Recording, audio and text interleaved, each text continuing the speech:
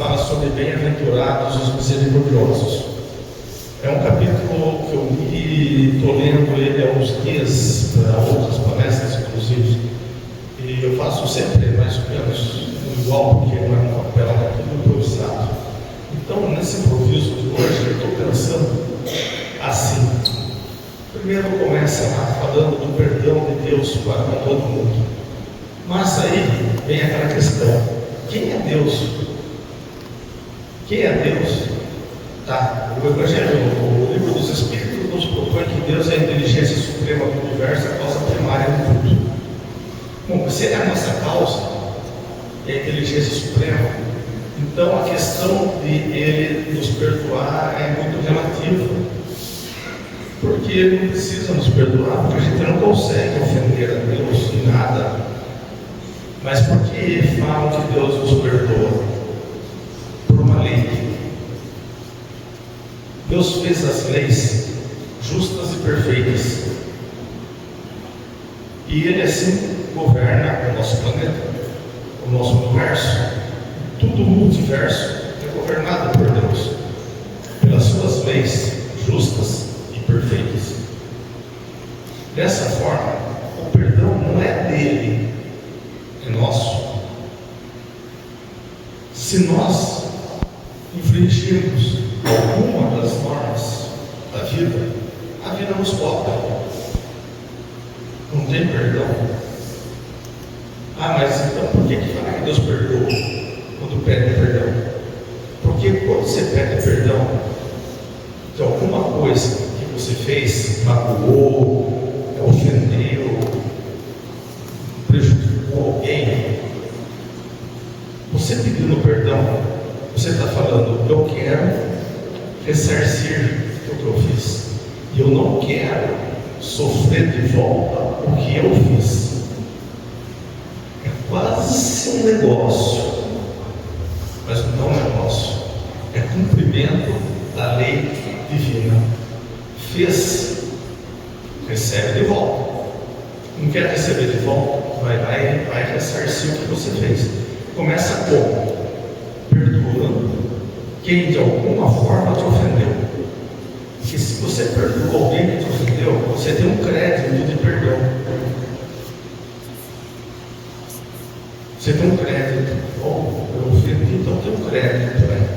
Você vai cobrar de Deus um crédito? Não. A vida não permite que você sofra.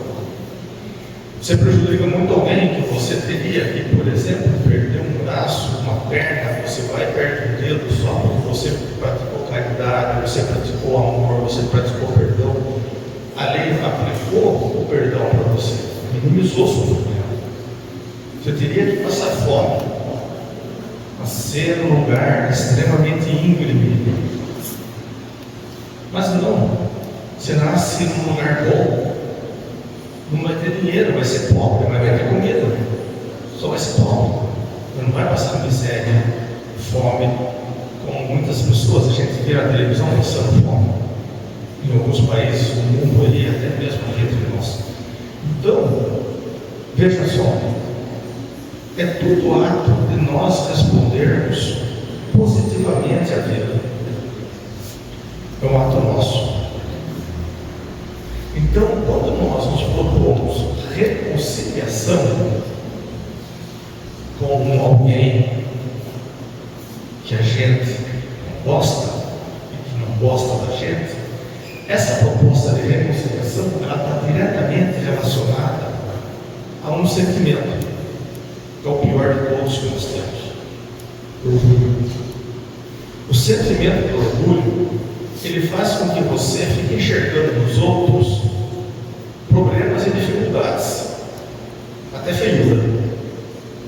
Se olha uma pessoa, vai ver que a pessoa é feia. Às vezes é feia de verdade, mas já fala. É interessante. Mas às vezes fala que a pessoa é feia só para você não ser tão feio. Ela é mais feia que eu. Mas às vezes a feiura que eu estou propondo é um degrau baixo. Não a figura física, mas a figura moral e caráter. A pessoa tem um caráter horrível, tem uma moral horrível. gente fica falando isso. Mas o que propõe a nossa quebra do orgulho? O que propõe o perdão, a lei do perdão? Não olha o outro, olha você. Veja como você se sente, como você é. Então, fica olhando o defeito do outro, não olha o seu baita defeito, enorme defeito que você tem. É um ponto. Outra coisa importante, já comentei outro dia com vocês. É verdade isso. Quando você fica olhando o defeito do outro, esse defeito, muito provavelmente, você tem. Quem olha muito, nossa, aquela pessoa lá é horrível nisso, horrível com dinheiro, ela só pensa em dinheiro, ela é gananciosa. Aí você para um pouco e pensa, eu estou achando um cisco no olho daquela pessoa, mas eu não estou vendo uma árvore no meu. Aí você pensando bem, fala, nossa, mas ganancioso sou eu posso ser, sou eu, na verdade sou eu que fico, etc. Muitas vezes a gente tem comportamento na rua, no trânsito, no trabalho. A gente olha um companheiro de trabalho e fala, nossa, mas esse cara é muito arrogante, só ele que quer fazer, só ele sabe, ele é tudo isso, ele não sei o que. Aí você fala, mas e se eu tiver um pouco de paciência, e se eu perdoar esse comportamento dele, eu vou sofrer menos? Vai sofrer muito menos. E se você sofrer muito menos, o que vai acontecer? Vai ser mais feliz. Sofreu menos, é mais feliz. Então a consequência imediata do perdão, a consequência imediata de você não ficar olhando o defeito do outro, é você sofrer menos. Quando brinquei da pessoa feia, né? Se você não ficar reparando que as pessoas do seu lado são feias, você vai ficar somente junto com pessoas bonitas. Agora, se começar a olhar todas as pessoas feias, você vai ficar bem com as pessoas feias. Mas na verdade, a feiura é na sua forma de enxergar as coisas. Uma pessoa fala, não, aquela pessoa não tem dente, meio careca, só é horrível. Mas só que ela é a pessoa mais caridosa daquela comunidade. Essa pessoa, ela é linda. Você pega uma outra que você fala, nossa, esse rapaz aí é mister, super lindo, bonito, mas é só um poço de orgulho, vaidade e egoísmo. Ele é horrível. Não tem nada de bonito. Então nós vamos começar a avaliar a beleza das pessoas pelo bem que as pessoas estão produzindo, pelo amor que elas conseguem trazer para nós. Quando a gente começar a avaliar e medir as pessoas assim, que maravilha que vai ser para cada um de nós. Não é por outros motivos, não. É porque você vai ter uma vida mais suave. O seu dia vai ser suave, porque você vai estar olhando para a pessoa do seu lado. Nossa, como essa pessoa é boa, como eu gosto dela, como é gostoso ficar aqui, como é prazeroso ficar aqui. Então veja, é o próprio dia a dia seu, o próprio ambiente seu que melhora. E quem fez isso? Você mesmo. Não precisou de muito esforço. Simples. Perdoar, reconciliar, ressarcir os danos. Aí tem uma questão, né? Ressarcir dano material não é fraco, não é difícil, é fácil. Eu vou ressarcir, bater um carro seu lá, o perdão, pode levar a conserto aqui. Vai, põe a melhor peça, o carro fica até melhor. Eu estava até meio batido, não bati, mas fica novo depois. Ótimo, está ressarcido. E o ressarcimento moral, como que vocês fazem? Eu vou falar que uma determinada pessoa que não paga conta, caloteiro. Seja verdade isso ou não. Como faz? Saindo, todo mundo fica falando. Eu falo que uma pessoa que tem uma moral duvidosa, está traindo a esposa, está traindo o marido, etc. Esparrama essa notícia aqui dentro. Como faz para refazer isso? Como vai ressarcir? Processo ela entra com danos morais, não ganha um processo. Tá bom, se entra com danos morais, ganha um processo que seja 100 mil reais de indenização. Mas o dano foi causado, a maledicência já reinou. Como resolver isso? Começando elogiando as pessoas, vendo o lado bom das pessoas. Mas tem pessoas que não têm lado bom. Mentira. Todos nós temos o nosso lado bom. Todos. Mas tem um fascínio lá que está preso. Tem lado bom? Tem. Aquele fascínio lá que está preso, o lado bom dele qual que é? Amar o filho, amar a mãe. Mas para ele, o filho e para a mãe, ele tem um amor que às vezes nós não temos para os nossos pais. Os filhos é mais fácil ter amor, os pais é mais difícil. E nós não temos. Porque o jovem não dá muita bola ao papai. Eu brinco que filho, a gente trata filho assim, no news, good news. Se não tem notícia, é uma ótima notícia. Bem que no meu caso, os filhos já são mais maiorzinhos, maiores, velhos, já tudo meio aposentado, já tudo bem velho. Então, meus filhos assim, não ligam no telefone, você não liga perguntando como é que está. Mas eu aprendi que é no news, good news, ótimo. Tem notícia, excelente notícia. Você liga na hora, estão passeando, não bem. Isso. Maravilhoso. Você tem alguém assim. Mas como chega nisso? Fazendo bem, praticando a caridade, praticando o amor, diminuindo o orgulho, diminuindo tudo isso.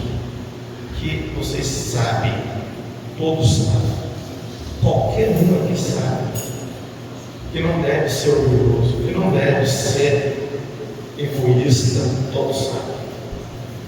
Como combate o orgulho? Orgulho combatemos com a humildade. O egoísmo com a caridade. Se você se tornar caridoso, você está combatendo o seu egoísmo. E não dá para você ser egoísta e caridoso ao mesmo tempo. Apesar que o Raul Seixas conseguiu numa música dele explicar que pode. O auge do meu egoísmo é querer ajudar. É o trecho da música do Raul Seixas. Se vocês, sei lá, como é que chama essa música, mas enfim, ele fala isso, o auge do egoísmo dele é querer ajudar. Às vezes acontece isso mesmo, as pessoas vão querer, quero fazer caridade, não para fazer caridade em si, né? Mas para querer, pode ser que está fazendo caridade, ou para querer fazer caridade só para satisfação pessoal. Mas se você fizer uma caridade por caridade mesmo, aí você está combatendo o seu egoísmo, você não tem nem aparecer, não precisa aparecer. Então, quem faz palestra numa casa espírita, que nem essa aqui, por exemplo, é sempre egoísta, sempre está querendo aparecer, está todo mundo olhando. Então, raramente o palestrante é humilde, porque ele está falando demais. Aqueles que estão quietinhos lá atrás, dando passe, não falam nada, aí esses estão fazendo caridade de verdade, porque esses não estão aparecendo, né? Só estão assim, caidosos, né? Mas, pessoal, óbvio que não é isso, né?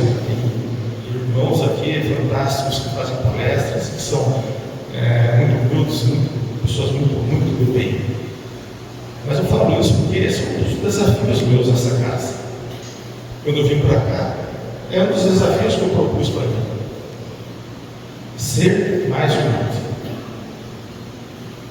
E como vai ser mais humilde? Esse capítulo, Sede Misericordiosos, é o capítulo que mais nos traz a possibilidade da humildade, porque você tem que ser misericordioso com todo mundo e colocar no lugar das pessoas, ter paciência. Se eu fiz coisa errada, peço perdão. Vou criticar, não, evita criticar, mas não posso criticar nunca. E se estiver fazendo coisa errada, tem um cara aqui querendo pôr fogo, eu não vou criticar ele.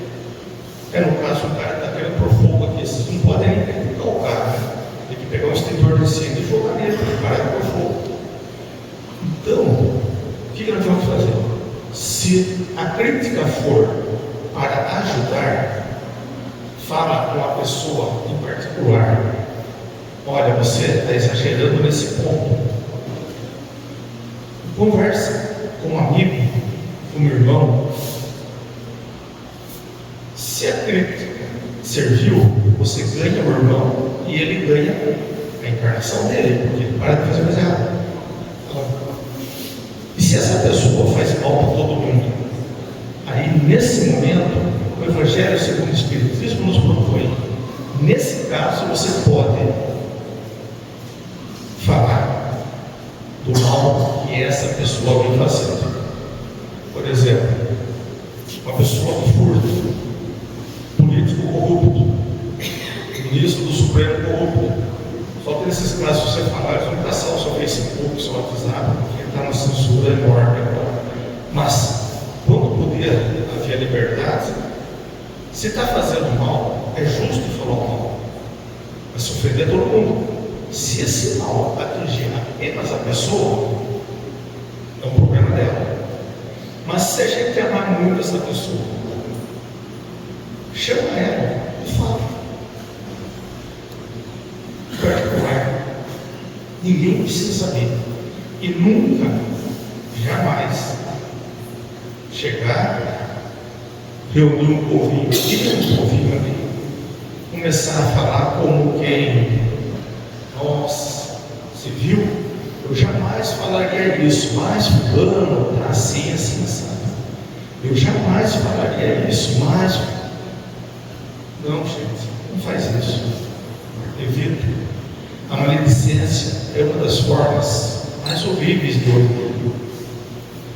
Por quê?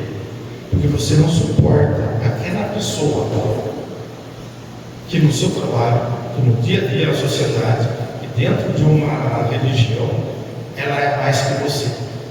Então você vai fazer maledicência para quê? Para que ela não... O orgulhoso não admite ninguém maior que ele. Então ele tem que destruir uma pessoa. Como que ele destrói? Usando a maledicência.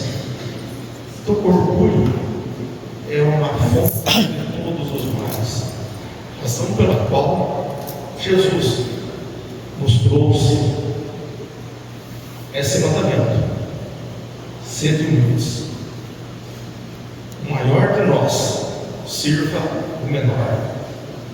Aquele que foi o maior de todos procura servir ao menor de todos, seja dele o servidor. Então está aqui todos nós. O maior de vocês vai ser aquele que menos vai aparecer e que mais vai ajudar. Dessa corda para cá, de todos os que trabalham aqui, aquele que menos aparece e que mais ajuda é o maior.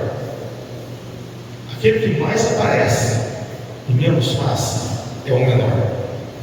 Por isso que Jesus tem aquela famosa passagem lá, que ele pegou os discípulos e foi lavar os pés dos discípulos, demonstrando que ele estava lavando os pés dos seus discípulos. Por quê? Porque ele, sendo o maior, filho direto de Deus, o nosso Pai, o nosso Mestre, e até os discípulos para lavar os seus pés, que era uma conduta na época de escravos.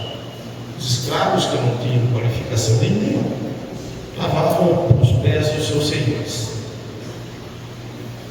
Então, vejam bem, esse ponto é importantíssimo.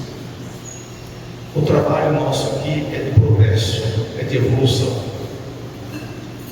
Um espírito uma vez falou para mim, eu perguntei para ele, né? Que presente que eu te dou? A esposa a gente dá viagem, a gente dá o relógio, dá joia, dá qualquer coisa. Mas que presente que eu te dou? Seu espírito me deseja luz. Eu desejei luz para ele. Eu abracei o espírito na minha cabeça. Abração médium. Você abraçando o médium, você acha que está abraçando o espírito. O espírito aproveita também, por quê? Porque o médium sentiu, ele também sente. Como sentimento seu ele sente, mas ele sente o seu sentimento de amor, de carinho por ele, antes de você mesmo honrar ele. O fato de você chegar na frente de um espírito, um sentimento de zombaria, ele já sentiu a sua zombaria. O fato de você chegar perto de um espírito, um sentimento de respeito, ele já sentiu o seu respeito, a sua admiração. Rápido. Vocês todos, sem exceção, deixa eu incluir, nós todos, sem exceção, somos espíritos. E nós sentimos o amor de um para com o outro. E se nós trocarmos amor, a nossa vida vai ser de amor. Vida de amor é um planeta evoluído. Cabe a cada um de nós nos tratarmos com amor e com respeito, para que realmente a gente viva numa comunidade evoluída, uma comunidade que vale a pena viver. Estamos evoluindo para isso. Que o nosso Deus, o grande arquiteto do universo, permita que cada um de nós recebamos de todos os espíritos aqui presentes um passe. Que todos nós possamos receber dos espíritos aqui presentes uma bênção que vem lá do alto, porque eles fazem a vontade do Senhor. E nós todos estamos aqui, ouvindo, falando e fazendo, procurando sempre fazer a vontade de Jesus. Ter Jesus como nosso guia, como modelo. Tenhamos a certeza, quem tem Jesus como seu modelo, nunca erra, está no caminho certo. E vai ter uma vida mais suave, grande e feliz. Que o Deus de paz nos dê paz, o Deus de bênção nos abençoe, que o Deus de força nos dê coragem, que o Deus de luz nos ilumine a todos. Assim seja.